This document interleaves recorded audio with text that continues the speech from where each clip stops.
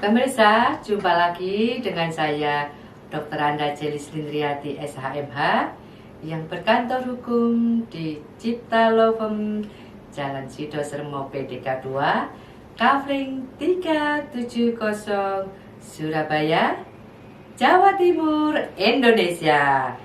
Pemirsa di rumah, tentunya pemirsa mengingatkan kasus yang beredar tentang sate. Siapa sih orang yang tidak suka sate? Saya penggemar sate. Tapi di Jogja ada sate yang khusus yang menggemparkan Indonesia. Sate apa? Sate beracun. Polisi mengungkap jalur pembelian racun sianida di kasus tewasnya seorang anak ojek daring di Bantul, Yogyakarta karena memakan takjil sate ayam beracun, saudara. Polisi memastikan racun sianida dibeli pelaku melalui aplikasi belanja daring. Setelah menangkap tersangka berinisial NA, polisi terus mengembangkan kasus ini, termasuk bagaimana tersangka mendapatkan racun sianida dan juga adakah pihak lain yang ikut terlibat dalam kasus pembunuhan yang dikategorikan oleh polisi sebagai kasus pembunuhan berencana ini. Dalam program Sapa Indonesia Malam, Kasat Reskrim Polres Bantul AKP Ngadi mengatakan pengemudi ojek daring selamat dari racun karena tidak memakan bumbu sate yang dibawa. Makanan tersebut sampai di rumah untuk buka puasa bersama dengan anak dan istri. Setelah dikonsumsi ternyata makanan tersebut mengandung racun berjenis sianida. Demikian Mas Aiman. Yang mengkonsumsi anak dan istri. Istri juga sempat mengkonsumsi, istri pengemudi ojek online itu, Pak? Ya, jadi ketiganya sempat mengkonsumsi, Pak Bandiman sendiri, istrinya dan anaknya. Namun istri dan anak menggunakan bumbu, sedangkan Pak Bandiman tidak menggunakan bumbu sate tersebut. Dapat disebut. Ya, yang diduga mengandung racun itu ada di bumbunya. Iya. Saya mendapatkan informasi juga, Pak, bahwa racunnya berjenis racun sianida yang dibeli di online. Betul demikian? Betul. Sudah kita cek dari yang tersangka bahwa mereka mendapatkan racun tersebut menggunakan aplikasi Shopee online. Bukankah racun itu tidak dijual bebas? Karena kemudian bisa dijual bebas, Pak. Mungkin bisa ceritakan. Nah, ini baru kita telusuri kenapa ini bisa membeli secara bebas. Masih kita telusuri, Mas Aiman. Sebelumnya, saudara, seorang anak pengemudi ojek daring di Bantul, Yogyakarta tewas setelah memakan takjil dari seorang konsumen. Karena makanannya ditolak oleh penerima, sopir ojek daring membawa pulang makanan tersebut untuk diberikan kepada keluarganya. Setelah memakan takjil berupa sate ayam, anak dan istrinya keracunan. Naas, anaknya tak tertolong setelah mendapat perawatan di rumah sakit.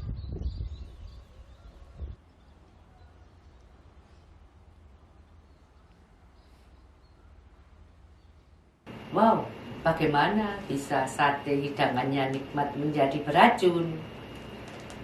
Pemirsa di rumah, tentunya pemirsa tidak lupa kasus sate beracun ini mengakibatkan anak ojol memakan kiriman sate ini. Harusnya menjadi berkah karena di saat berbuka mendapat kiriman sate sehingga gizi dalam keluarga Pak Ojol ini bisa menjadi lebih baik.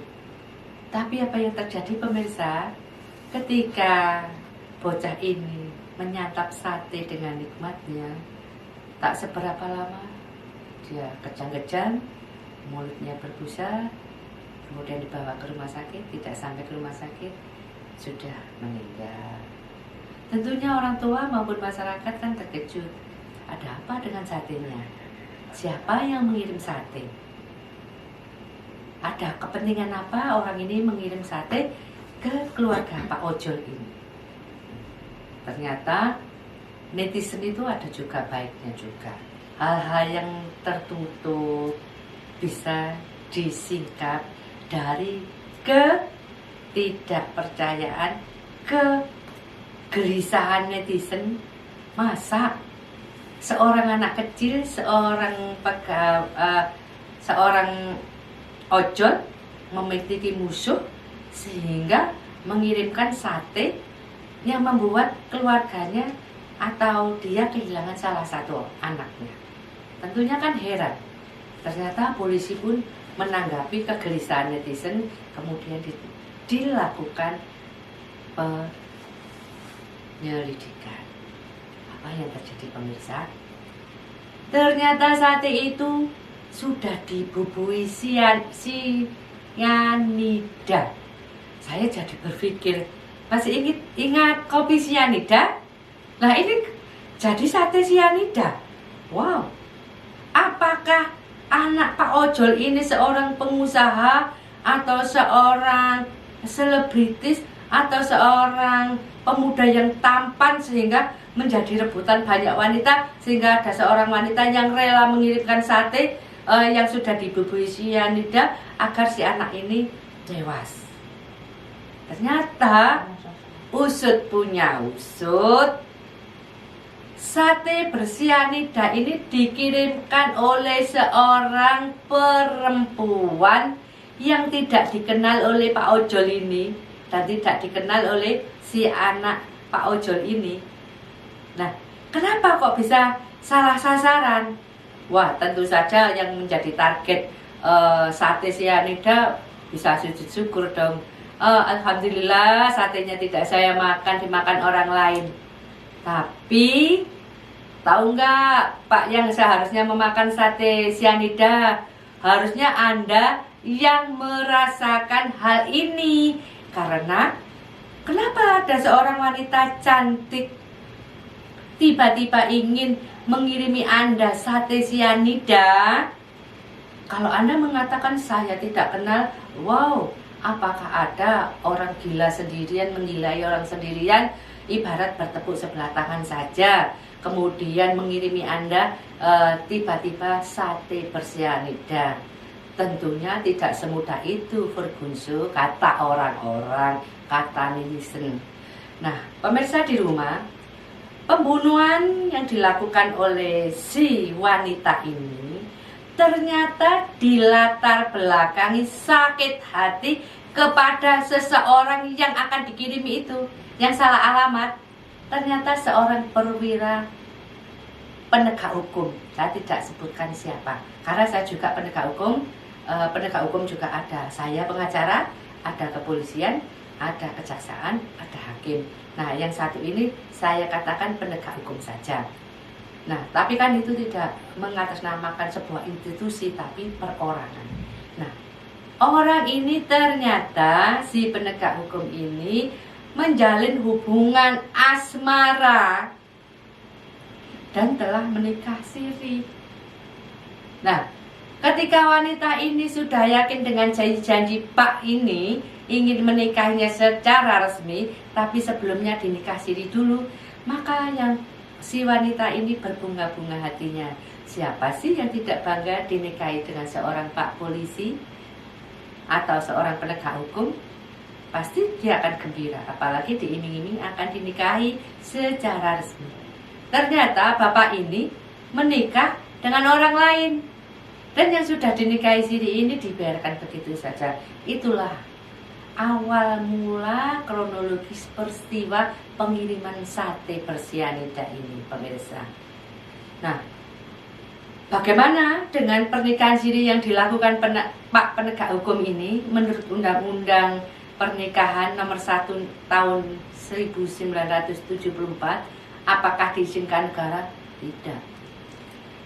Indonesia tidak menganut hukum agama, akan tetapi hukum negara yang mengatur dalam Undang-Undang Pernikahan Nomor 1 Tahun 1974 adalah pernikahan yang dicatatkan di KUA memiliki perlindungan hukum dengan syarat-syarat kedua belah pihak harus saling setuju mengikatkan diri tanpa paksaan, kemudian berusia sudah cukup, kemudian lagi tidak sedang menikah dengan orang lain, direstui keluarga, maka pernikahan ini bisa dilangsungkan dan secara keperdataan akan dilindungi oleh negara. Maka akan timbul buku akta nikah yang disebut akta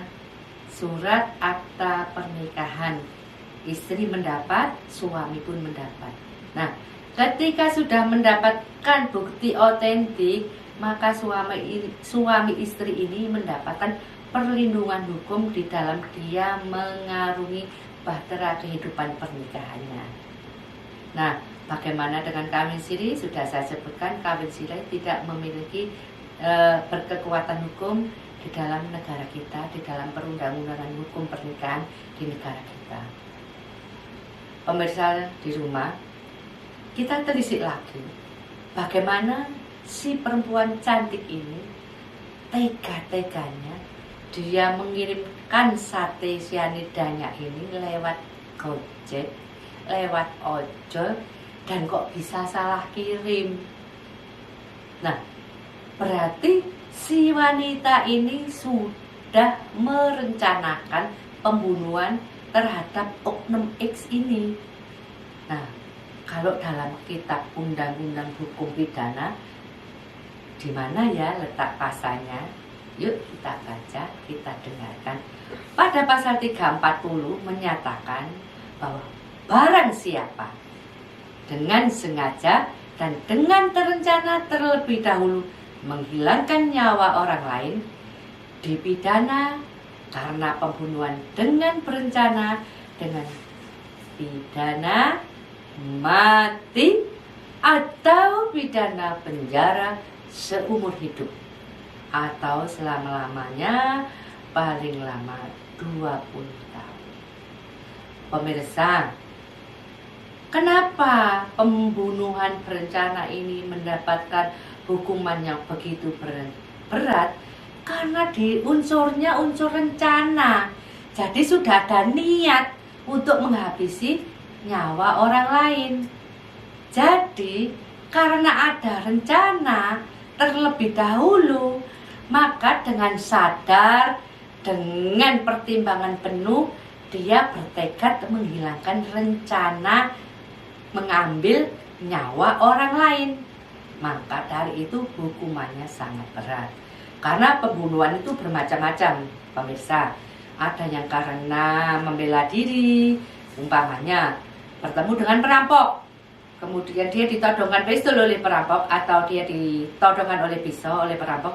Kemudian orang yang ditodong ini bisa bela diri, kemudian pisau yang ditodongkan beralih dari yang ditujukan kepada yang ditodong masuk ke mengenai yang menodong. Nah, pembunuhan ini bukan pembunuhan berencana. Karena apa? Karena hanya untuk perlindungan diri. Karena tidak ada jalan lain lagi untuk melakukan hal yang lain. Karena terdesak itu tadi. Dia tidak bisa melepaskan pisau itu.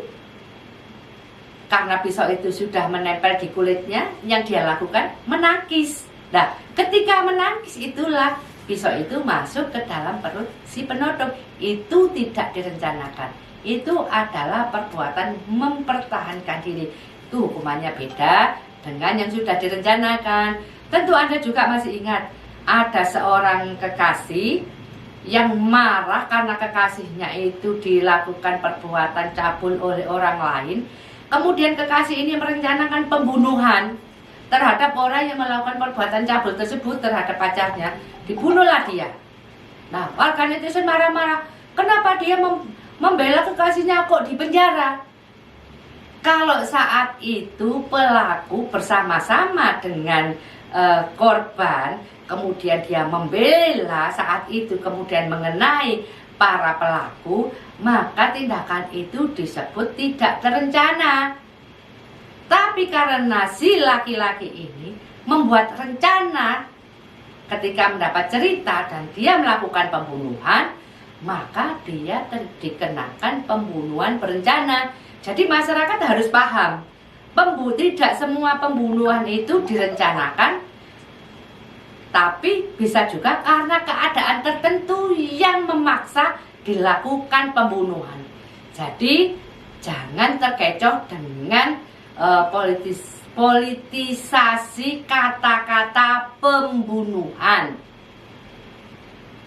Contoh lagi pembunuhan yang tidak sengaja. Ada gerombolan. Nah, gerombolan ketemu penegak penegak hukum, polisi. Kemudian terjadi baku tembak.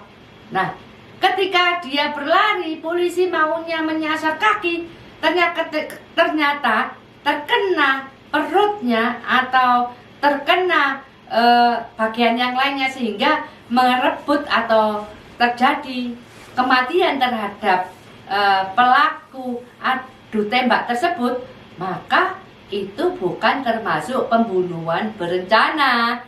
Itu karena keadaan. Jadi jangan dibolak-balik ya pemirsa, karena ada segmen dari orang-orang tertentu A dijadikan B, kemudian netizen atau masyarakat sekitar mengatakan telah terjadi pembunuhan. Jadi pembunuhan itu ada bermacam-macam. Demikian. Nah, bagaimana dengan Mbak yang cantik yang telah mengirimkan sate sianida kepada Pak driver ojol yang telah dimakan satenya untuk putranya? Maka kakak cantik ini yang sudah berusia dewasa dan dia tidak sedang terganggu jiwanya harus menerima hukuman. Berapa lama? Bisa hukuman mati kalau memang jejak rekamnya atau rekam jejak dari wanita ini memang tidak baik dan selalu melakukan perbuatan yang menimbulkan kegelisahan di dalam masyarakat. Kemudian bisa juga dia dihukum 20 tahun penjara atau seumur hidup, tergantung kondisi si mbak ini, si pengirim sianida ini, bagaimana kelakuan sebelum-sebelumnya. Apakah dia juga pernah di penjara ataukah dia juga pernah melakukan perbuatan serupa terhadap orang lain. Itu yang akan menentukan. Siapa yang menentukan? Pak Hakim. Pengacara sama seperti saya ini hanya bisa memohon kepada Pak Hakim.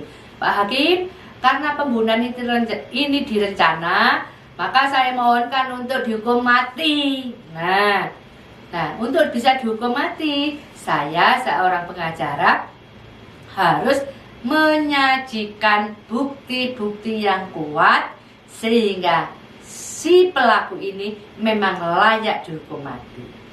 Begitu pemirsa di rumah, kisah sate bersianida. Kita akan jumpa lagi dalam bahasan yang berikutnya. Apabila Anda masih ingin bertanya, silakan Anda hubungi kantor kami Cipta Lovem yang namanya ada di bawah ini ya, untuk berdiskusi dengan saya. Kalau Anda memberikan materi atau menanyakan materi lainnya dan kami unggah, maka kami akan memberikan hadiah spesial untuk Anda. Demikian pemirsa di rumah, saya akhiri bahasan kita mengenai sate bersianida yang menewaskan anak dari driver ojol ini. Terima kasih.